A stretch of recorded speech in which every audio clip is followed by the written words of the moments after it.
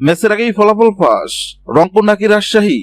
BPL 2026-এর দশম ম্যাচে জিতবে কে? ভবিষ্যৎবাণী করলো জ্যোতিষী বিড়াল। বিপিএল 2026-এর দশম ম্যাচে কোন দল জিতবে তা নিশ্চয় আগেভাগে বলে দেওয়া সম্ভব নয়। তবে এবার সেই কঠিন কাজটি করে দেখাবে অ্যাকিলস নামের একটি বিড়াল। বিপিএল 2026-এর দশম ম্যাচের আগেই ফলাফল নিয়ে ভবিষ্যৎবাণী করবে অ্যাকিলস। এর জন্য তাকে দেওয়া বিশেষ প্রশিক্ষণ। 2010 বিশ্বকাপে অক্টোপাস পলের কথা দিচ্ছে মনে হচ্ছে অনেকের। একের পর এক চমকপ্রদ ভবিষ্যৎবাণী করে দক্ষিণ আফ্রিকা বিশ্বকাপে ভিন্ন এক রোমাঞ্চ ছড়িয়েছিল পল। স্পেন যে 2010 সালে বিশ্বকাপ জয় করবে তা আগেভাগেই জানিয়ে দিয়েছিল অক্টোপাসটি। সুখবর বিপিএল 2026-এও আছে। বিপিএল 2026-এ জয় তুলতে প্রস্তুত সাদা রঙের বিড়ালটি।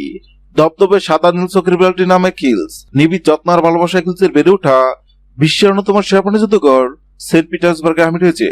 শালিক দুটি নিয়ে জন্ম অ্যাকিলসের। সৃষ্টিকর্তা তাকে তিনি শোনার ক্ষমতা, তবে আছে তীব্রমান শক্তি। তা দিয়ে চমক দেখাতে চায় বিড়ালটি। কিন্তু কিভাবে? বিপিএল 2026-এর দশম ম্যাচ চলাকালীন অ্যাকিলসের সামনে দুই পাত্রে খাবার রাখা হবে। পাত্রের সঙ্গে লাগিয়ে রাখা হবে দুই দেশের পতাকা। অ্যাকিলস যে পাত্রে খাবার খাবে বোঝা যাবে সেদিন ওই ম্যাচে বিজয়ী হবে পাত্রের সঙ্গে রাখা যে দেশের পতাকা আছে দেশটি। আগামীকাল 1 জানুয়ারি সন্ধ্যা 6টায় বিপিএল এর দশম ম্যাচে মুখোমুখি হবে রংপুর ও রাজশাহী। বিপিএল এর দশম ম্যাচে কোন দল জিতবে? সেক্ষেত্রে অ্যাকিলস নগরের সামনে রংপুর ও রাজশাহী নামক দুই পাত্রে খাবার রাখা হয়। অবাক করা বিষয় হলো সবাই ভেবে নিয়েছিল বিড়ালটি তো রাজশাহী নামক পাত্রে খাবার খাবে, কেননা রাজশাহী অনেক শক্তিশালী দল এবং সবাই ধরে নিয়েছিল বিপিএল এর দশম ম্যাচ জিতে রাজশাহী।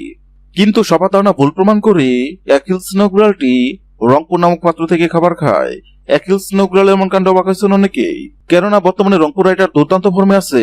এবার দেখার পালা অ্যাকিলস বিড়ালের ভবিষ্যৎবাণী সত্য হয় কিনা। হ্যাঁ দর্শক, আপনাদেরকে বলছে, আপনাদেরকে মনে হয় বিপিএল 2026-এর দশম ম্যাচে রংপুর নাকি রাজশাহী কোন দল জিতবে? অবশ্যই কমেন্ট করে জানাবেন। ভিডিওটি ভালো লাগলে লাইক দিবেন এবং সাবস্ক্রাইব আমাদের সঙ্গে থাকবেন। ভিডিওটি দেখার জন্য আপনাকে অসংখ্য ধন্যবাদ।